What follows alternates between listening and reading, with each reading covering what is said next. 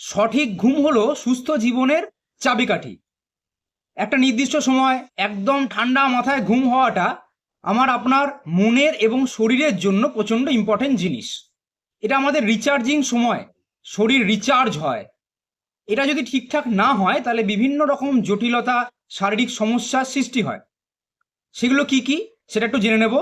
আর তার উপায় কি আছে, মানে আমি কি করলে সেগুলো হবে না সেটাও জেনে নেব। প্রথম হলো, মস্তিষ্কের কার্যক্ষমতা কমে যায়, অর্থাৎ স্মৃতিশক্তি, মাথার কাজ করার ক্ষমতা, নতুন নতুন ভাবনা চিন্তা, এই ক্ষমতাগুলো আমার কমে যায়। স্ট্রেস ও মানসিক চাপ প্রচণ্ড পরিমাণে বেড়ে যায়।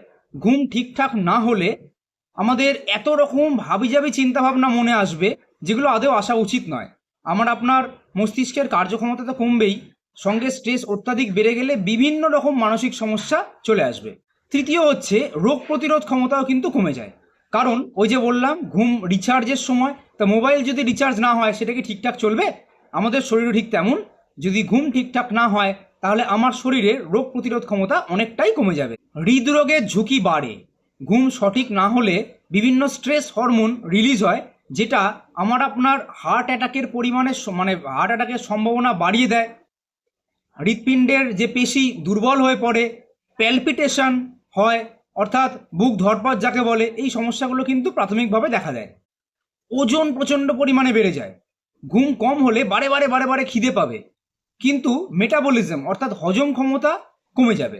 মানে আমি খাচ্ছি বেশি কিন্তু হজম হচ্ছে না, তাহলে কি হবে? শরীরে মেদ জমবে, অর্থাৎ আমার ওজন ও স্থূলতা বৃদ্ধি পাবে। ডায়াবেটিসের ঝুঁকি বহু মাত্রায় বাড়িয়ে দেয়। ঘুম ঠিকঠাক না হলে আমার আপনার শরীরে ইনসুলিনের মাত্রা কমে যাবে, ফলে রক্তে শর্করার মাত্রা বেড়ে যাবে। ইনসুলিন যত কমে রক্তে শর্করার মাত্রা বাড়ে আমরা জানি। তো ডায়াবেটিসের দিকে এগিয়ে যাব। চোখের বিভিন্ন রকম সমস্যা হয়, দৃষ্টিশক্তি কমে যায়, চোখে প্রচণ্ড পরিমাণে প্রেশার পড়ে, কারণ যতখানি রেস্ট নেওয়ার প্রয়োজন সেটা চোখ পাচ্ছে না, চোখের তলায় কালি পড়ে, এই সমস্যাগুলো কিন্তু দেখা দেয়। ত্বকের প্রচণ্ড পরিমাণে ক্ষতি পড়ে, ত্বক শুষ্ক হয়ে যায়, চোখের নিচে বলিরেখা পড়ে, আপনাকে আমাকে কিন্তু অনেকটা বৃদ্ধ দেখায়। হরমোনের ভারসাম্য নষ্ট হয়ে যায়, হরমোন রিলিজ বিঘ্নিত হয়ে মেজাজ খিটখিটে, হজম সমস্যা নষ্ট, মাথায় একটা স্ট্রেস, সব কিছুই হরমোনের ভারসাম্য নষ্টের কারণে দেখা যায়। অকাল বার্ধক্য, যেটা সব থেকে আমার আপনার কাছে বাজে জিনিস। বয়স্ক হতে কে চায়? অকাল বার্ধক্য ডেকে আনে, কারণ ত্বক শুষ্ক হয়ে যায় এবং রেস্ট না, ওই যে রেগুলার রিচার্জ হয় না। তা যদি গাছে আমি ঠিকঠাক জল না দিই তাহলে গাছের পাতা শুকোবে, আমারও তেমন শরীর আস্তে আস্তে শুষ্ক হবে। তো আমাদের ঘুম ভালো হওয়াটা খুব জরুরি। এবার কি কি করব যাতে করে আমার ঘুম ভালো হয় সেগুলো একটু দেখে নেওয়া যাক।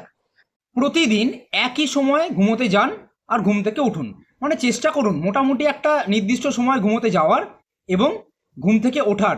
এটা একটা বায়োলজিক্যাল ক্লক, এটা হলে আমার শরীর জানবে যে ওই সময় আমাকে ঘুমোতে হবে, তাহলে একটা নির্দিষ্ট সময় ঘুম আসবে। ঘুমানোর আগে টিভি দেখা, মোবাইলের ব্যবহার, ল্যাপটপ ইউজ, এগুলো আমাদের কমাতে হবে।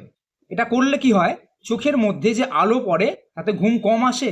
তো আমি ঘুমোতে যাওয়ার অন্তত আধ ঘন্টা বা 40 মিনিট আগে থেকে এই ব্যবহারগুলো করব না।